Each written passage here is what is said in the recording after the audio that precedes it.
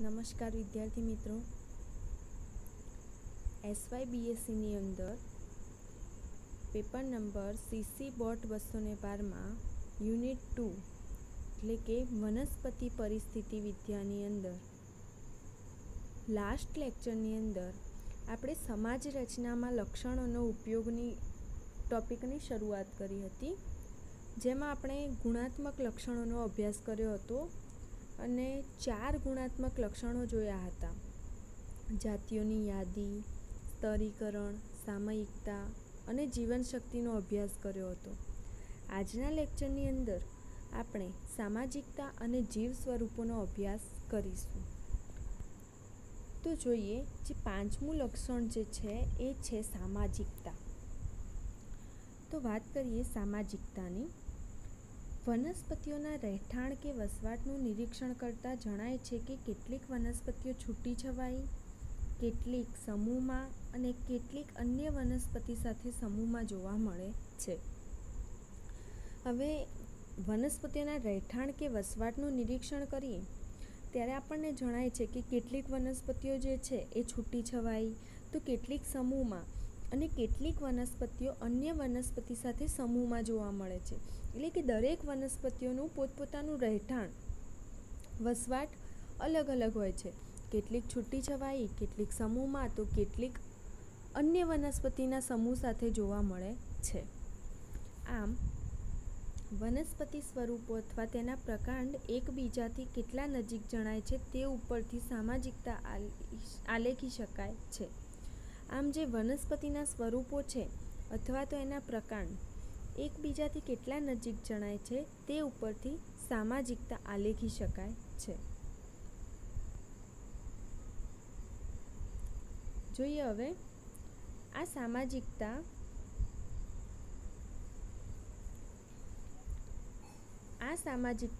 વનસ્પતિના જૈવ સ્વરૂપો, તેની જીવનશક્તિ કે પર્યાવરણ પર આધારિત હોય છે.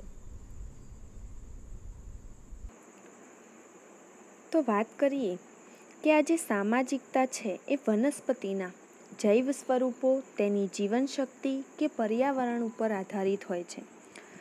આમ વનસ્પતિઓ એકબીજા સાથે કેટલી ભળી જાય છે તેની નોંધ લેવામાં આવે છે અને એ ઉપરથી એની નોંધ લેવામાં આવે છે કે વનસ્પતિઓ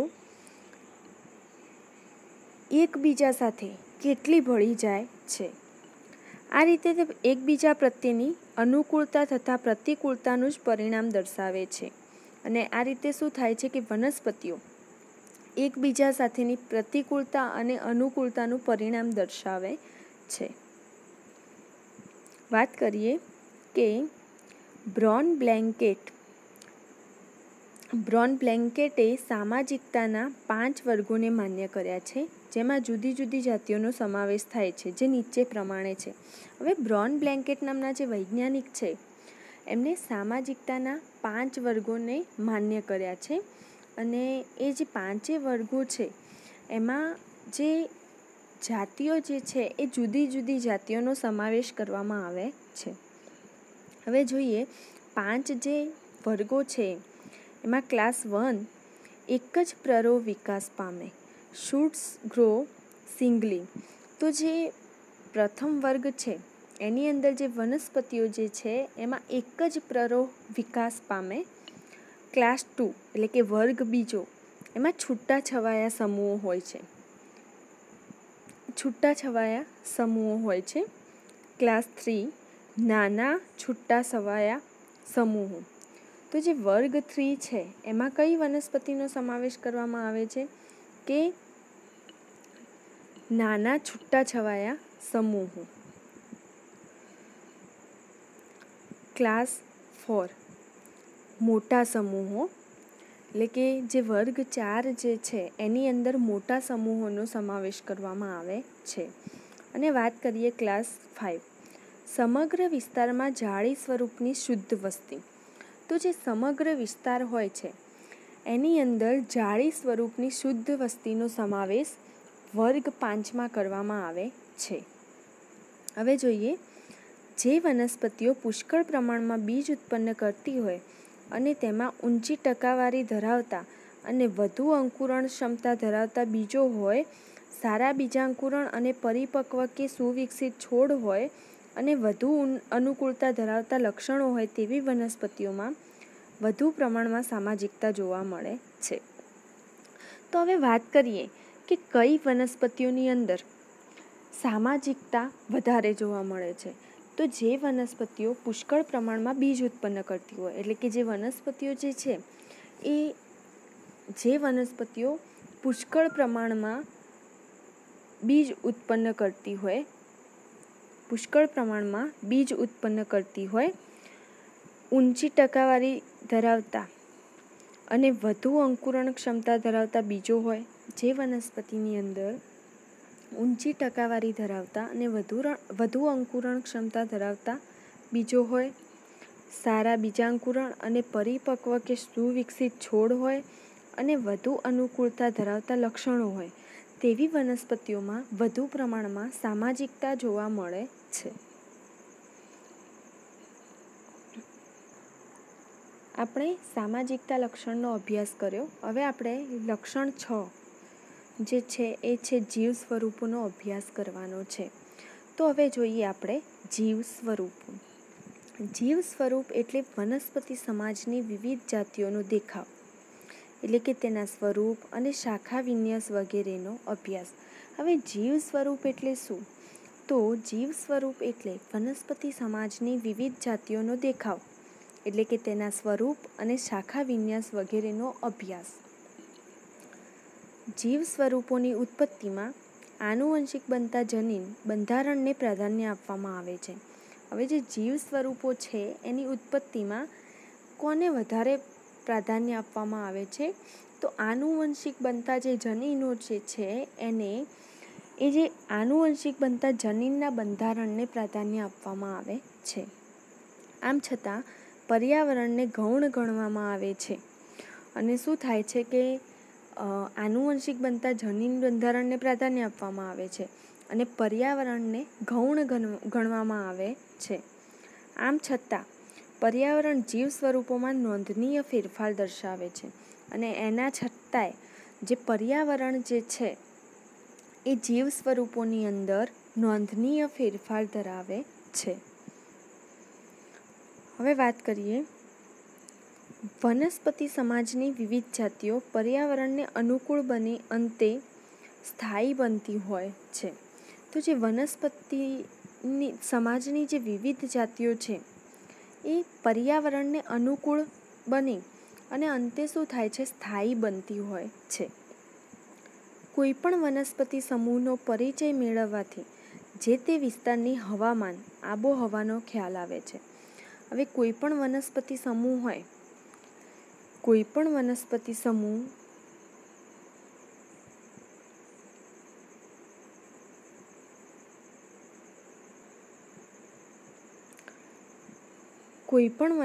સમૂહનો પરિચય મેળવવાથી જે તે વિસ્તારની હવામાન એટલે કે આબોહવાનો ખ્યાલ આવે છે. સામાન્યતઃ એક સરળ વનસ્પતિ સમાજમાં એક જ પ્રકારના જીવ સ્વરૂપો જોવા મળે છે. આમ છતાં કેટલીક વાર વિશેષ પ્રમાણમાં પણ તે મળી આવતા હોય છે. વાત કરી કે કોઈ પણ વનસ્પતિ સમૂહનો પરિચય મેળવવાથી જે તે વિસ્તારની હવામાન અથવા આબોહવાનો ખ્યાલ આવે છે. સામાન્યતઃ એક સરળ વનસ્પતિ સમાજમાં એક જ પ્રકારના જીવ સ્વરૂપો જોવા મળે છે. તો હવે એક સરળ વનસ્પતિ સમાજ હોય તો એની અંદર એક જ પ્રકારના જીવ સ્વરૂપો જોવા મળે છે. આમ છતાં કેટલીક વાર વિશેષ પ્રમાણમાં પણ તે મળી આવતા હોય છે.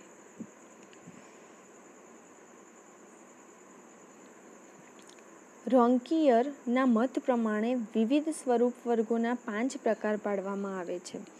તો જે રોન્કિયર નામના વૈજ્ઞાનિક છે એમના મત પ્રમાણે વિવિધ જીવ સ્વરૂપો જે છે એના વર્ગોના 5 પ્રકાર પાડવામાં આવે છે. એક છે ફેનેરોફાઇટ્સ, કેમીફાઇટ્સ, હેમિક્રિપ્ટોફાઇટ્સ, ક્રિપ્ટોફાઇટ્સ અને થેરોફાઇટ્સ. આ 5 વર્ગો રોન્કિયરના મત પ્રમાણે પાડવામાં આવે છે.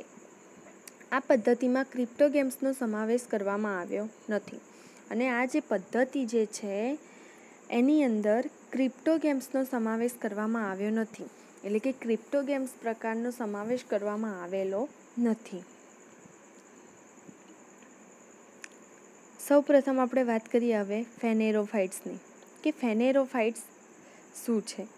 આ વર્ગમાં વનસ્પતિઓ મોટે ભાગે કાષ્ઠીય છે, એટલે વૃક્ષો અને ક્ષુપો, મહાકાય લતાઓ, પરરોહી વનસ્પતિઓ અને કેટલાક મોટા બહુવર્ષાયી છોડનો સમાવેશ થાય છે.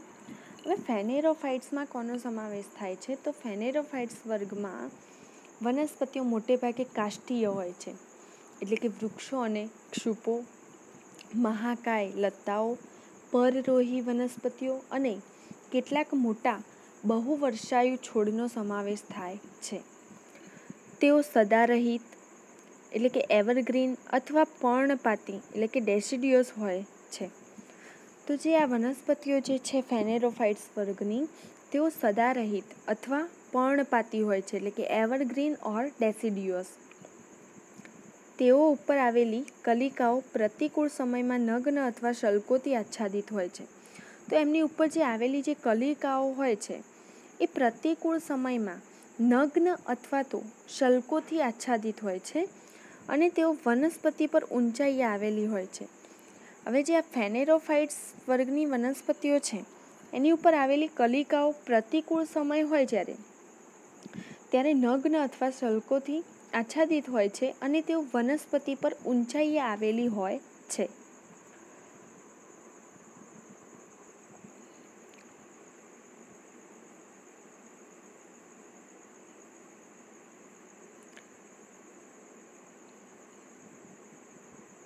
વૃક્ષોની ઊંચાઈને અનુલક્ષીને ફેનેરોફાઇટ્સને નીચેના ઉપવર્ગોમાં વર્ગીકૃત કરવામાં આવે છે. તો જે વૃક્ષો છે એની ઊંચાઈને અનુલક્ષીને ફેનેરોફાઇટ્સના પણ ઉપવર્ગો પાડવામાં આવ્યા છે. તો ફેનેરોફાઇટ્સના વૃક્ષોની ઊંચાઈને અનુલક્ષીને ટોટલ 4 ઉપવર્ગ વર્ગીકૃત કરવામાં આવ્યા છે. એક છે મેગાફેનેરોફાઇટ્સ, બીજું છે મેજોફેનેરોફાઇટ્સ, ત્રીજું છે માઇક્રોફેનેરોફાઇટ્સ અને ચોથું છે નેનોફેનેરોફાઇટ્સ. તો હવે એમાં એ ઉપવર્ગ જે છે એ વનસ્પતિની ઊંચાઈને અનુલક્ષીને હોય છે. હવે જોઈએ કે કયા ઉપવર્ગની અંદર કેટલી ઊંચાઈની વનસ્પતિનો સમાવેશ કરવામાં આવે છે. તો સૌ પ્રથમ વાત કરીશું પહેલો જે ઉપવર્ગ છે મેગાફેનેરોફાઇટ્સ. તો આ ઉપવર્ગમાં વૃક્ષોની ઊંચાઈ કલિકા સહિત 30 મીટરથી વધુ હોય છે. તો જે વનસ્પતિની ઊંચાઈ જે છે કલિકા સહિત 30 મીટરથી વધારે હોય તો એનો સમાવેશ મેગાફેનેરોફાઇટ્સમાં કરવામાં આવે છે. બીજો ઉપવર્ગ છે મેજોફેનેરોફાઇટ્સ. તો આમાં વૃક્ષોની ઊંચાઈ 8 મીટરથી 30 મીટરની વચ્ચે હોય છે. મેજોફેનેરોફાઇટ્સ જે છે એની અંદર વૃક્ષોની ઊંચાઈ 8 મીટરથી 30 મીટરની વચ્ચે હોય છે. એટલે કે મેગાફેનેરોફાઇટ્સમાં 30 મીટરથી વધારે, મેજોફેનેરોફાઇટ્સમાં 8 મીટરથી 30 મીટર વચ્ચેની ઊંચાઈનો સમાવેશ કરવામાં આવે છે. ત્રીજો પ્રકાર જોઈએ માઇક્રોફેનેરોફાઇટ્સ. તો આમાં વૃક્ષોની ઊંચાઈ 2 મીટરથી 8 મીટર વચ્ચેની હોય છે. હવે આપણે જોયું કે જે મેજોફેનેરોફાઇટ્સ હતા એની અંદર 8 મીટરથી 30 મીટર વચ્ચેની ઊંચાઈની વનસ્પતિનો સમાવેશ કરવામાં આવતો હતો. તો જે માઇક્રોફેનેરોફાઇટ્સ છે એમાં વૃક્ષોની ઊંચાઈ 2 મીટરથી 8 મીટર વચ્ચેની હોય છે. એના પછી જોઈએ નેનોફેનેરોફાઇટ્સ. તો આમાં વનસ્પતિની ઊંચાઈ 25 સેન્ટીમીટરથી વધારે અને 2 મીટરથી ઓછી હોય છે. તો હવે જુઓ કે આ જે લાસ્ટ જે ઉપવર્ગ છે નેનોફેનેરોફાઇટ્સ, તો એની અંદર વનસ્પતિની ઊંચાઈ 25 સેન્ટીમીટરથી વધારે અને 2 મીટરથી ઓછી હોય છે. હવે સમજો તમે કે જે ફેનેરોફાઇટ્સ છે એના ઊંચાઈને અનુલક્ષીને 4 ઉપવર્ગ, એક છે મેગાફેનેરોફાઇટ્સ, બીજું છે મેજોફેનેરોફાઇટ્સ, ત્રીજું છે માઇક્રોફેનેરોફાઇટ્સ અને ચોથું છે નેનોફેનેરોફાઇટ્સ. હવે વાત કરીએ કે જે વનસ્પતિની ઊંચાઈ 25 સેન્ટીમીટરથી 2 મીટર સુધીની હોય, 25 સેન્ટીમીટરથી 2 મીટરની હોય એ નેનોફેનેરોફાઇટ્સમાં સમાવિષ્ટ કરવામાં આવે છે. જ્યારે 2 મીટરથી 8 મીટરની ઊંચાઈ ધરાવતી વનસ્પતિઓને માઇક્રોફેનેરોફાઇટ્સમાં, 8 મીટરથી 30 મીટર ઊંચાઈ ધરાવતી વનસ્પતિઓને મેજોફેનેરોફાઇટ્સમાં અને 30 મીટરથી વધારે ઊંચાઈ ધરાવતી વનસ્પતિઓને મેગાફેનેરોફાઇટ્સ ઉપવર્ગમાં સમાવેશ કરવામાં આવે છે. હવે જોઈએ કેમીફાઇટ્સ. એક જોયું આપણે ફેનેરોફાઇટ્સનો અભ્યાસ કર્યો, હવે આપણે અભ્યાસ કરવાનો છે કેમીફાઇટ્સનો. તો આ પ્રકારની વનસ્પતિમાં વનસ્પતિના હવાઈ ભાગો ઠંડી ઋતુમાં નાશ પામે છે. તો કેમીફાઇટ્સમાં શું થાય છે કે જે વનસ્પતિઓ છે એમાં વનસ્પતિના હવાઈ ભાગો ઠંડી ઋતુમાં નાશ પામે છે, એટલે કે જે શિયાળો હોય છે ઠંડી ઋતુમાં એ નાશ પામે છે, પરંતુ ફક્ત કલિકાઓ જમીનની સપાટી પર જીવંત રહે છે. હવે જે આખી વનસ્પતિના હવાઈ ભાગો જે છે એ તો નાશ પામે છે, પરંતુ એની જે કલિકાઓ હોય એ જમીનની સપાટી પર જીવંત રહે છે. આ સમૂહમાં આવેલી વનસ્પતિ 25 સેન્ટીમીટર કરતાં ઓછી ઊંચાઈ ધરાવે છે.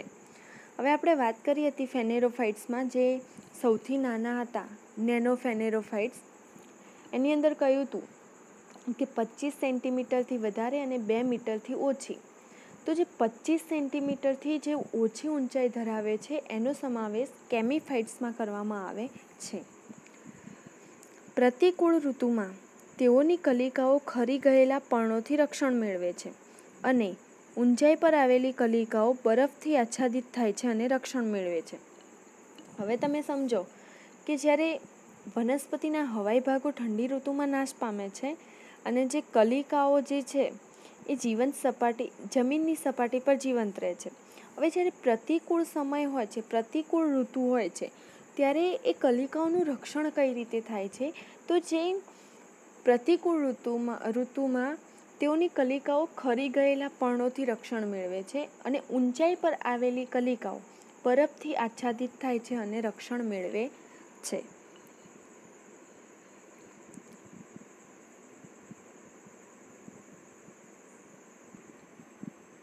હવે જે ત્રીજો જે વર્ગ છે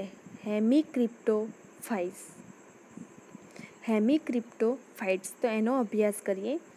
આ સમૂહની વનસ્પતિઓ ઠંડા અને સમશીતોષ્ણ પ્રદેશમાં સામાન્યતઃ મળી આવે છે અને તેઓનું જીવન 2 થી 3 વર્ષનું હોય છે. હવે જુઓ, જે હેમિક્રિપ્ટોફાઇટ્સ જે વર્ગ જે છે એ સમૂહની વનસ્પતિઓ ઠંડા અને સમશીતોષ્ણ પ્રદેશમાં સામાન્યતઃ મળી આવે છે અને તેઓનું જીવન કેટલા વર્ષનું હોય છે? 2 થી 3 વર્ષનું હોય છે. આ પ્રકારની વનસ્પતિઓમાં કલિકાઓ જમીનની અંદરની સપાટીએ આવેલી હોય છે. હવે જે આ વનસ્પતિઓ હોય છે હેમિક્રિપ્ટોફાઇટ્સ, એની અંદર જે કલિકાઓ જે છે એ જમીનની સપાટીની અંદર આવેલી હોય છે. યાદ રાખવાનું છે તમારે કે હેમિક્રિપ્ટોફાઇટ્સની અંદર વનસ્પતિઓમાં કલિકાઓ જમીનની અંદરની સપાટીએ આવેલી હોય છે. એટલે કે પ્રતિકૂળ સમયે વનસ્પતિ જમીનની અંદર પસાર કરે છે અને અનુકૂળ સમય આવતા જમીનની બહાર વિકાસ પામે છે. કલિકાઓ જમીનની અંદર આવેલી હોય છે, એટલે કે પ્રતિકૂળ સમય વનસ્પતિ જમીનની અંદર પસાર કરે છે અને અનુકૂળ સમય આવતા જમીનની બહાર વિકાસ પામે છે. દાખલા તરીકે મોટાભાગના દ્વિવર્ષાયુ અને બહુવર્ષાયુ છોડ. તો જે મોટાભાગના દ્વિવર્ષાયુ અને બહુવર્ષાયુ જે છોડ છે એમનો સમાવેશ હેમિક્રિપ્ટોફાઇટ્સમાં કરવામાં આવે છે.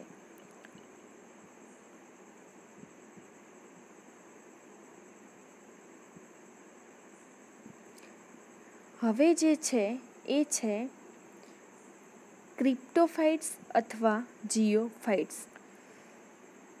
આ છે ચોથો જીવ સ્વરૂપ વર્ગ, ક્રિપ્ટોફાઇટ્સ અથવા જીઓફાઇટ્સ. શુષ્ક પ્રદેશોમાં જોવા મળતી ઘણી વનસ્પતિઓ તેનો પ્રતિકૂળ સમય જમીનની અંદર સપાટીને સમાંતર પથરાયેલ સ્વરૂપમાં રહે છે. તો જે શુષ્ક પ્રદેશોમાં જોવા મળતી જે વનસ્પતિઓ છે, ઘણી વનસ્પતિઓ એ પ્રતિકૂળ સમય જમીનની અંદર સપાટીને સમાંતર પથરાયેલ સ્વરૂપમાં હોય છે. હવે તમે જુઓ કે જે શુષ્ક પ્રદેશમાં જોવા મળતી વનસ્પતિ હોય ને એનો પ્રતિકૂળ સમય જમીનની અંદર સપાટીને સમાંતર જ રહે છે, પથરાયેલ સ્વરૂપમાં. જમીનમાં ઢંકાયેલા ગાંઠામૂળી એટલે કે રાઇઝોમ, કંદ એટલે કે બલ્બ તથા ગ્રંથિલ એટલે કે ટ્યુબર ધરાવતા ક્ષુપોને આ સમૂહમાં ગણવામાં આવે છે.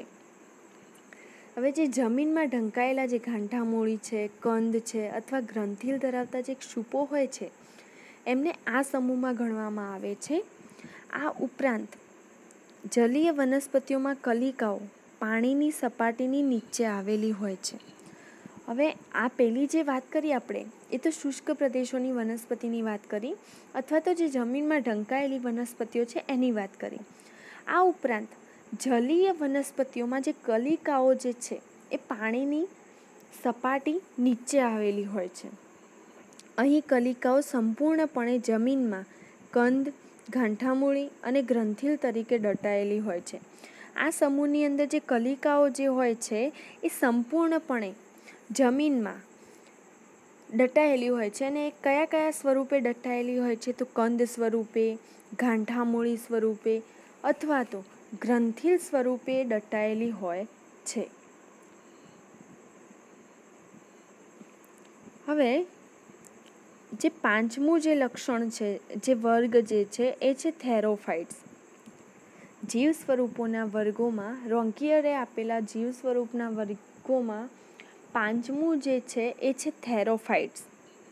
તો જોઈએ રણ પ્રદેશની વનસ્પતિઓ તેઓનું જીવનચક્ર ટૂંકા સમયમાં પૂર્ણ કરે છે. હવે જે રણ પ્રદેશની જે વનસ્પતિઓ જે છે એ વનસ્પતિઓ તેઓનું જીવનચક્ર ટૂંકા સમયગાળામાં પૂર્ણ કરે છે. તો આપણને ખબર છે કે જે રણ પ્રદેશની વનસ્પતિ હોય ને એ વનસ્પતિઓનું જીવનચક્ર ટૂંકું હોય છે.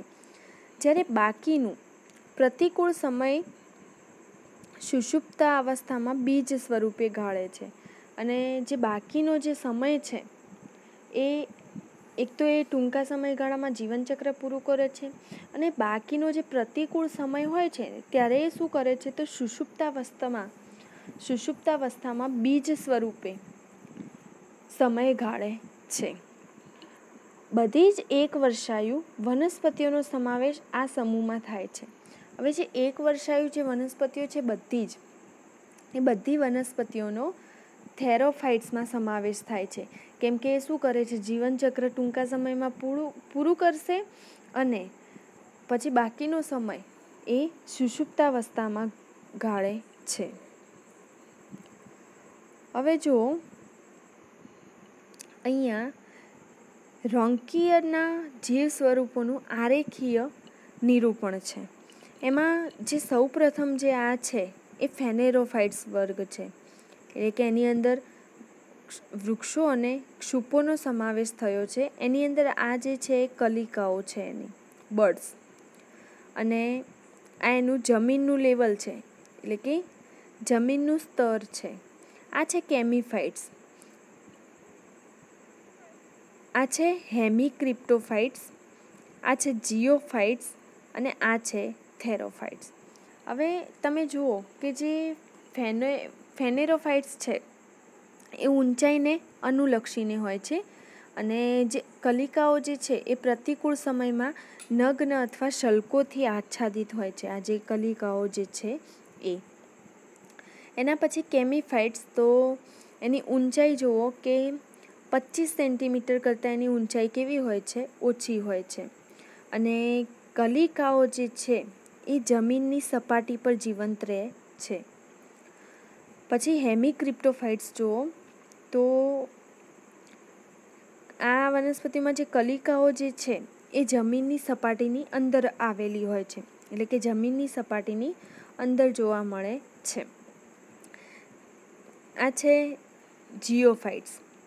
તો એની અંદર શું થાય છે કે ગાંઠામૂળી, કંદ અથવા ગ્રંથિલ સ્વરૂપે એ જમીનમાં દટાયેલી હોય છે કલિકાઓ એની. અને થેરોફાઇટ્સની વાત કરીએ તો એ પ્રતિકૂળ અવસ્થામાં સુષુપ્ત અવસ્થામાં બીજ સ્વરૂપે ગાળે છે. તો બીજ સ્વરૂપે એ ગાળે છે. હવે જુઓ, જીવ સ્વરૂપો દ્વારા પ્રત્યેક જીવ સ્વરૂપોની ટકાવારી આપણને મળી શકે છે. તો જીવ સ્વરૂપો દ્વારા શું થાય છે? પ્રત્યેક જીવ સ્વરૂપોની ટકાવારી આપણને મળી શકે છે. આ ટકાવારીની મદદથી અલગ અલગ જીવન સ્વરૂપોની સરખામણી શક્ય બને છે. અને જે ટકાવારી જે છે એ ટકાવારીની મદદથી શું થાય છે કે અલગ અલગ જીવ સ્વરૂપોની સરખામણી શક્ય બની શકે છે. આ સરખામણી દ્વારા જીવ સ્વરૂપ વર્ગીકરણ અથવા જૈવિક વર્ણક્રમ નક્કી કરી શકાય છે. અને જે ટકાવારીની સરખામણી હશે એના દ્વારા જીવ સ્વરૂપ વર્ગીકરણ અથવા જૈવિક વર્ણક્રમ નક્કી કરી શકાય છે.